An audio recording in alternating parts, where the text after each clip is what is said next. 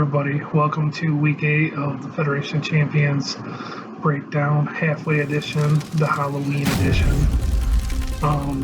Just want to say happy Halloween to everybody out there. I know COVID times don't have it really going like a normal Halloween, so we're at the midway point. So let's just talk about a few things that we noticed over the season. I think the first 2 or 3 weeks you realize that no preseason injuries were definitely up. Scoring's definitely up. COVID has thrown a little bit of a curveball, but so far so good. I know there's been a couple games here and there had to get rescheduled.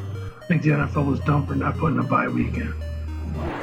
Another couple things is Dallas sucks. Dak Prescott goes down. Andy Dalton is horrible. It's been interesting to watch. And the trade deadline for the NFL is right around the corner. And I just got a feeling we'll see a couple trades. The Lions made a trade today to get Everson Griffin.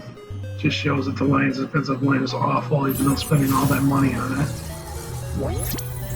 We got some people that are going to be coming back from injury, like Christian McCaffrey. We'll see what happens with Mike Davis's playing time. Definitely have some emerging rookies this year that's been really exciting to watch. Henry Ruggs when he's healthy. Joe Burrow, been pretty fun to watch. And then we have people that just wonder if their careers are just going to fall apart, like Odell Beckham, Jarvis Landry. I mean, these guys are meant to be stars, and they haven't really performed. The Eagles suck. The whole NFC East is awful. So, a little bit of a breakdown of that. But let's talk about our fantasy season now that we're halfway through it. Real quick, let's go ahead and take a look at the standings halfway through it.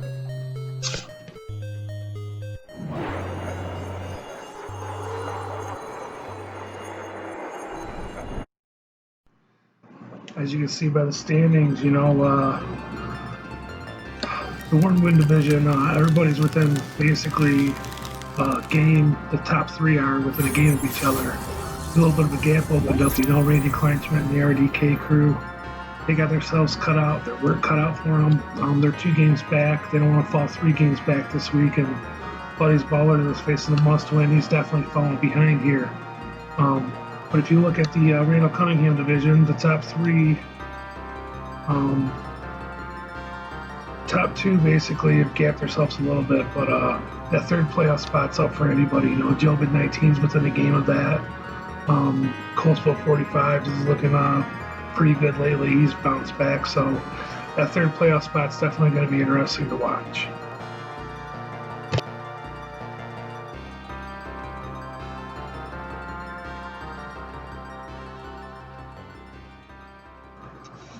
The graphic I just showed you there is, of course, the complete power ranking, which takes the standings, the breakdowns, coaching decisions into effect. As you can see, who's up front there shows who has the better teams.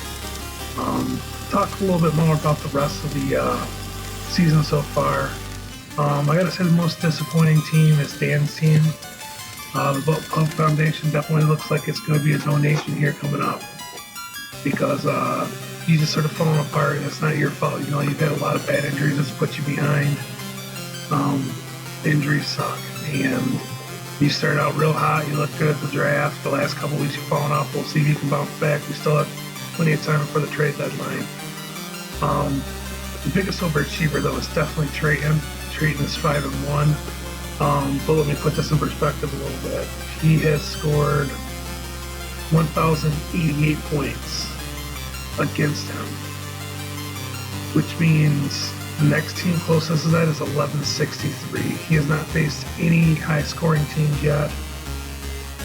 He has only had 1 loss, but truthfully, here coming up, you need to look at this whole situation. That he's going to probably lose a couple, but thankfully he has that gap there, so it'll be interesting to see if he can hold on to that division.